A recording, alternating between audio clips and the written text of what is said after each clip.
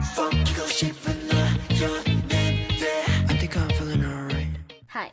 Before anything else, note that these aren't fleshed out well enough to a deep level, but just enough to get the point across. These are not intended to hate on anyone specific, and all of these are just mere observations and opinions that I formulated on my own. So without further ado, let's start.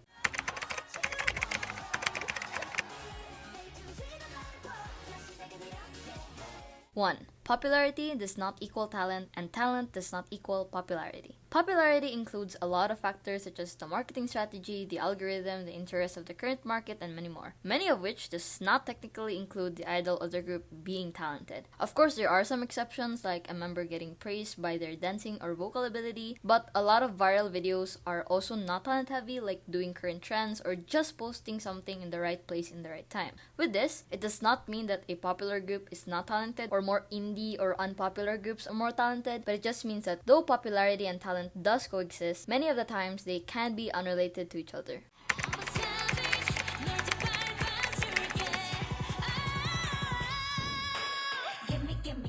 2. Many idols are problematic. Some companies just hide it better. We don't know these people and we don't know these companies other than the content that they want to show us. They want to be as appealing as possible, so what better way than to only show the great things. This could go as far as to straight out pretending in front of the camera, have perfectly curated personas, and many other more. Although there are instances of things slipping out, companies will go a long way to protecting their reputations and their idols' images so that they can be as available and as lovable as possible in order for them to also be as profitable.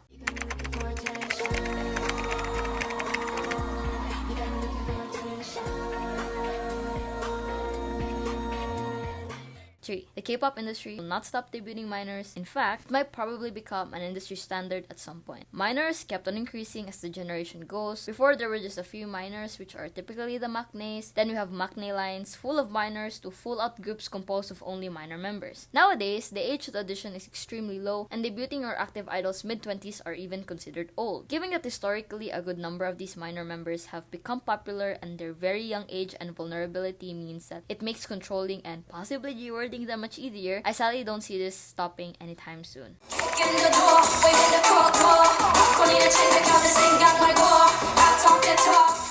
4. Jennie can perform really well if she tries, but she chooses not to. The ongoing debate about Jennie's performances has lasted even up till now. You usually see defenses that state that she's tired, she has an injury, she has a tight schedule, or the ones that state that you probably can't dance better than her. Some rebuts those statements by saying that the hiatus time is enough for them to improve, and I think that it is the hiatus that made them lackluster performers, as it seemed like they lost passion in the music that they released. It also does not help that a lot of idols are just as busy as them, but we don't really see humongous debates about their performance and lack of energy. Although this is a shared problem for Blackpink members, Jennie takes the cake with being the most talked out of all of them in this department. In terms of energy, rookie Jennie is top tier, and she still has the energy and potential now as shown in some clips. It's just that she lacks consistency and only does it a handful of times.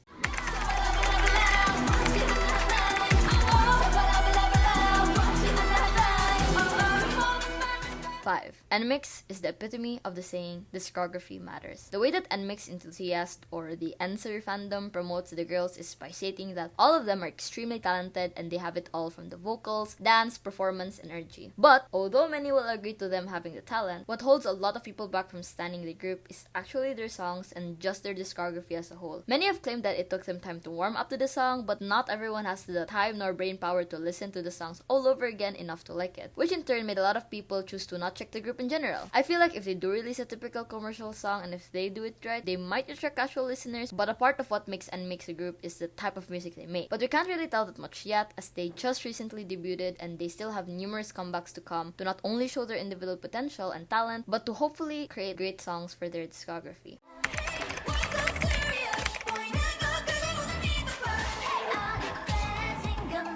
6. Itzy's songs are too high in key. They should lower their title track keys to really complement their voices. From Dala Dala all the way up to Cheshire, their title tracks have one of the highest keys in a K-pop song. Although they can reach the notes at certain instances, most of them have to really belt it out while also performing the dance simultaneously. But as seen in older videos of the members that showcase their individual potential, you can see that songs with lower keys are not only easier to sing with the range, but also complements their voices really well. Could we possibly have a comeback that showcases their voices more through a lower key? Or is it an Itzy thing to have their songs extremely high?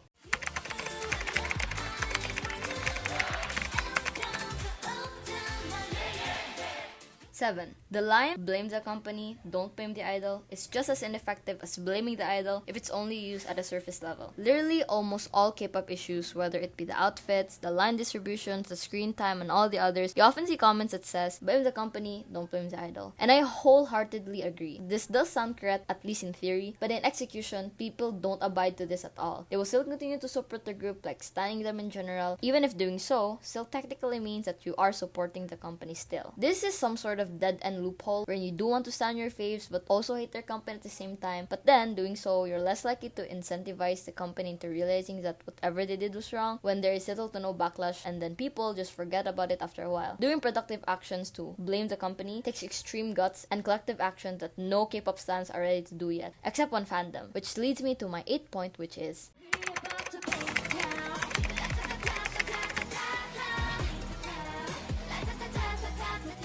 Orbits did it right with the boycotting, attacked the company that started it all. Blackberry Creative and Luna member Chu are under fire right now because of legal matters that involve unfair treatment and salary distribution. BBC recently released a statement to defend themselves in the situation to try to appeal to the public by quote-unquote postponing Luna's comeback, but it just made Orbits and even K-pop stans fully support the boycott that Orbits are currently doing. This is what it means to blame the company and do productive collection action for it. It is extremely hard as the fandom and supporters have to be consistent and persistent for this to work, and even if it is still an ongoing battle, Orbits have proven what it means to support the group that you love through throwing their shitty company that treats their artists like shit to the dust.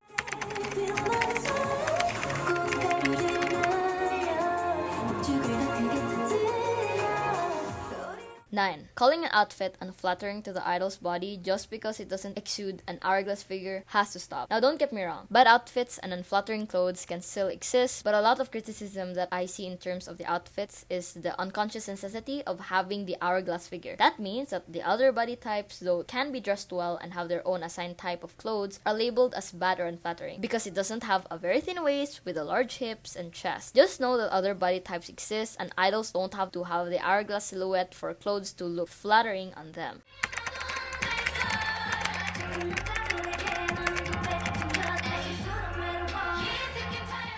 10. Being shocked at idols that are age 30 and above but are still in the industry is a clear form of ageism. People try to push this weird shock factor when it comes to second or third gen idols that are still in the industry, and you often see videos that indicates that they look too young for their age and the like. Well, this is another form of ageism. We're so used to only minors or idols that are in their 20s in the K-pop scene that any idol that surpasses that age is like they have witnessed dinosaurs back in the day. No, you don't have to have extreme wrinkles to look like you're 30, and these adults are very much capable of handling themselves in an industry that feeds off of minors and young adults.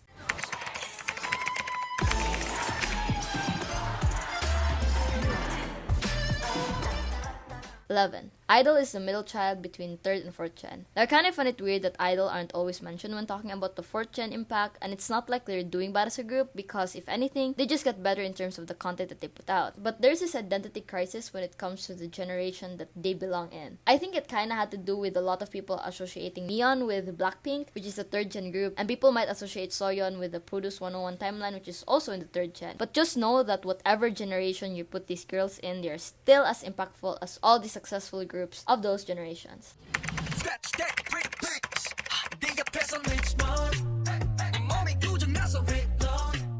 12. Please don't gaslight yourself to like a song just because it's from your ults, or don't force others to do the same. This is a popular opinion, but I feel like this needs to be repeated because many have used this as some sort of invitation and justification as to why a song is good. I'm not trying to invalidate those that have this method of listening if that's really the case, but it's truly not a crime to admit that the song that your faves put out is just not your taste. Also, if a fellow fan or non-fan claims that they don't like the song, please don't forcefully tell them to give it more listens because it gets good. Some just don't have the time for it, and some just don't want to bother. So if you don't want people to invalidate your choice of repetitive listening that led you to eventually love the song, then don't invalidate those who chooses not to listen to the song again because they just don't like it, period.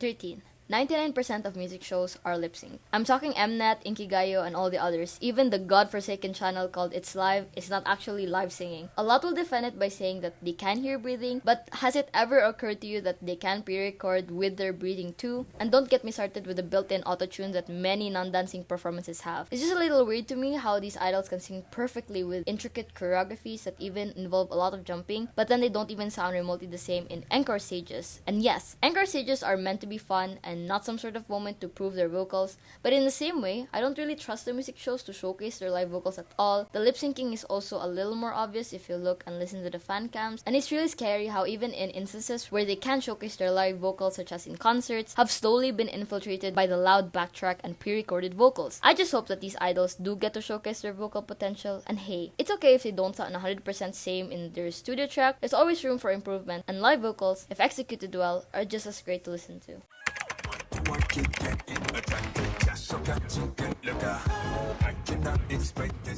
14. Original Japanese songs over Japanese translated songs. Promoting in Japan is great for profit, and the company thinks that the best way and most time-efficient way to do that is to release a Japanese song, which in a lot of groups' case is just their Korean songs translated in Japanese. This also goes with the English songs as well, but you don't often see them translated as much as the Japanese ones. Disclaimer, I'm not Japanese, nor do I know their language, but I think the original Japanese-made songs are much better than their Korean but translated to Japanese songs. Not only is it a new song that probably fits well with a certain theme or a solid message, but if there's gonna be the original version and a Japanese version, I'll probably not listen to the Japanese version since we already have the original one.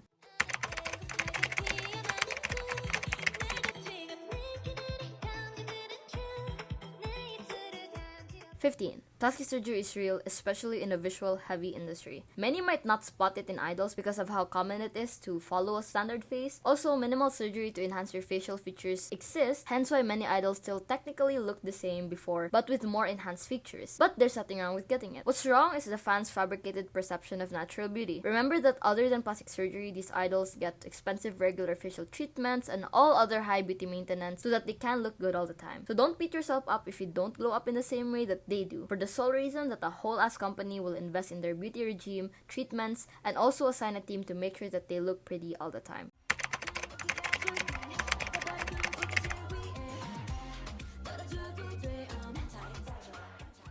16. For Izon members in groups, Lesserafim over IVE. Izon members may have an already existing fan base, but Lesserafim is much better in promoting a group with already famous members in comparison to IVE, with how they also try to even out line or screen time distribution and promotions as well. Starship is hell-bent on giving a good majority of IVE's spotlight to Wonyoung and Eugene, hence you hear negative Wonyoung, Eugene, and friends backlash but don't really get the same negative news in Lesserafim. And although there is an attempt to even out a spotlight in IVE, I just think that while Starship is busy trying to figure how to do it, Source Music and HYBE are already doing great in making sure that the members stand out in their own way with their own strengths.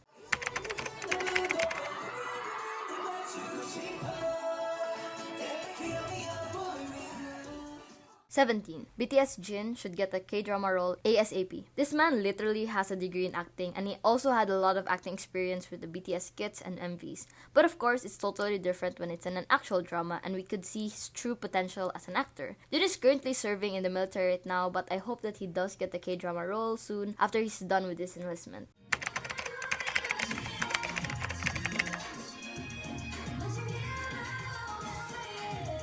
18. A dancing position does not guarantee that they are the best performer. Dancing has its own technicalities such as correct angles, rhythm, isolations, and the like. However, being a good dancer is not the end-all be-all of being a great performer. And while advanced dancing skills does help, it takes a different type of skill set to really entertain a whole ass crowd. I want to point this out because fans sometimes complain that a member does not get a good enough recognition even if they have a dancing position, while other members get praised for performances despite not having the title. When you depend too much on your labeled position to justify your skills as a performer, but is unable to actually use that skill to entertain a crowd, then the problem is not much on the dancing skill, but probably in how to perform and entertain in general.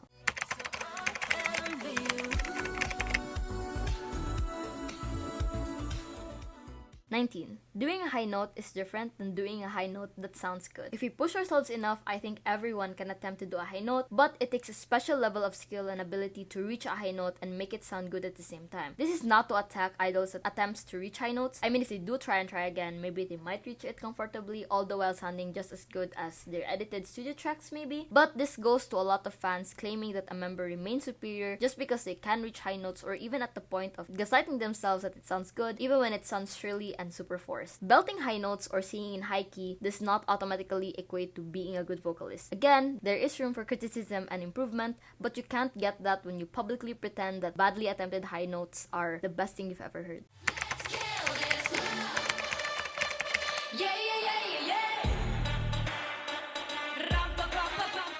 Teddy is not that bad. It's just the Blackpink title tracks that are repetitive and lacks creativity. Okay, now hear me out. If you take a look at Teddy's portfolio, he has worked on not only big hits, but also other more creative and diverse tracks. Though he does have a certain distinct style, I find it weird that people just outright define Teddy with only the Blackpink tracks. Know that other writers, producers, and artists worked on the tracks too, and some he didn't even work on at all. I think the criticism of Blackpink's repetitive and uncreative music has to do more with how YG picks the songs for the girls. Teddy has much more creative songs under his name, and I think he's more than capable of giving one to Blackpink, but we know YG does not operate that way, so we're stuck with the same commercialized repetitive pop song that comes out every decade or so.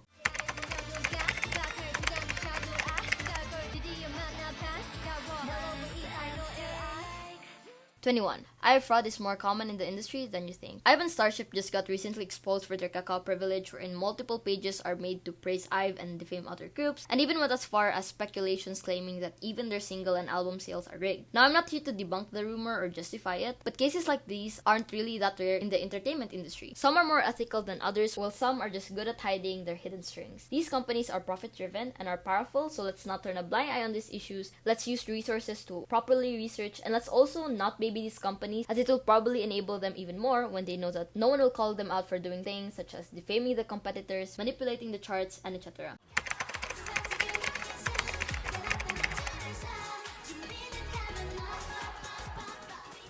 22. Many fans don't know the difference between criticism and hate. As 2022 has become somewhat of an eventful year for K-pop, it also comes with a lot of backlash, rumors, and issues. However, what made this all the more worse is that people do not know how to write a comment that does not translate to an all-out hate speech. You can comment about an action without having to full-on attack the person. You can criticize a certain decision by not calling the person who made it horrible names. You cannot fully define an idol because of a mere mistake. I'm not here to justify some of their problematic behaviors, but the sending of hate will just push the companies to hide their problematic behaviors even more. But on top of that, you are actively and publicly willing to humiliate a person online and risk their mental wellness for it. Mental health had been damaged and careers have been lost due to the fact that people could not take it if they don't insult an idol by the minute. If you ever felt the need to insult an idol without the intention of constructively criticizing them, then I suggest you take a deep breath, log off of YouTube, Twitter, or any social media, turn off your phone, go outside, and generally do something productive like another hobby or just touch some grass.